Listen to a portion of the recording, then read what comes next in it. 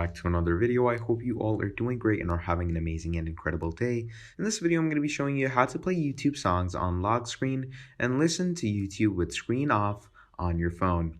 So it's pretty simple, it's pretty easy. All you need to do is open your YouTube on your Safari. And once you open your YouTube on your Safari, so I'm going to come here and write youtube.com, okay? Now, once your YouTube is open in your Safari, you're going to choose whatever song or video you want to play in like the background. You're going to play it. And once you have started playing it, all you're going to do is just turn your phone off. Like just press the power button, turn your screen off. And from there on out, you're going to turn your screen on. And then it's just going to show you a play icon and then just play it. And from there on out, you can play YouTube with your lock screen or your screen off. That is how simple and easy it is to basically play YouTube songs on lock screen.